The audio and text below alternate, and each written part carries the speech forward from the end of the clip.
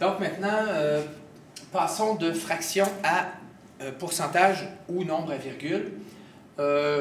Parfois, je fais les deux en même temps. Des fois, c'est l'un avant l'autre, tout dépendant de la fraction que j'ai.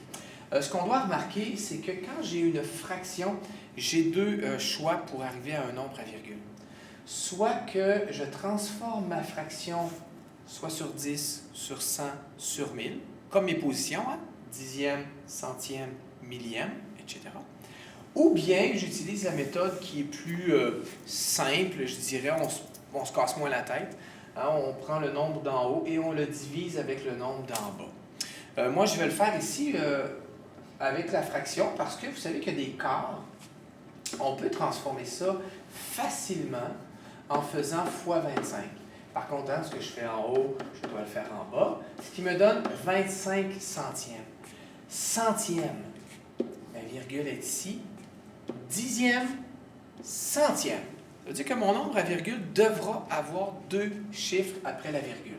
J'en ai combien de centièmes? J'en ai 25. Moi, je dis dans ma classe, remplissez votre nombre à virgule. Bien sûr, on commence toujours par la fin.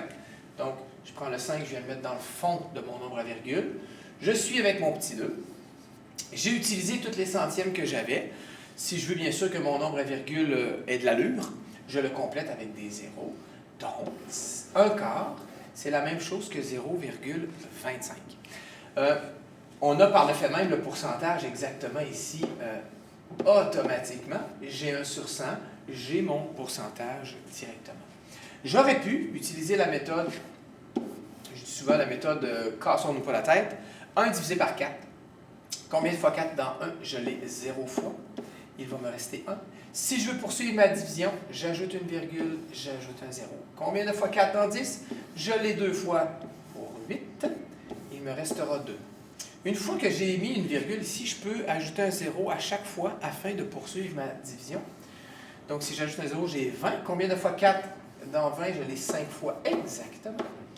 Ma division étant terminée, vous remarquez que votre 0,25, oui, c'est la même réponse que l'on avait en haut. Donc, quand j'ai un quart, souvent j'ai des demi. Les demi, ça se fait bien en mettant sur 10. Les sur 5, bien sûr, ça se fait automatiquement. Le sur 8, hein, les huitièmes, on peut faire fois 125, mais quelqu'un qui ne veut pas se casser la tête va faire les huitièmes de cette méthode-là.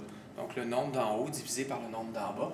Et vous avez votre nombre à virgule. Puis, dans d'autres vidéos, je vous ai montré comment passer de nombre à virgule à pourcentage. Donc, vous pouvez le faire directement. Vous voyez qu'ici, on a 25%. Donc, des pourcents, des centièmes, c'est la même chose que des pourcents. Donc, je n'irai pas plus loin que ça. En passant de fraction, vous avez le choix de mettre sur 10, sur 100, sur 1000, si ça fonctionne bien. Sinon, vous ne vous cassez pas la tête, puis vous avez votre nombre à virgule directement.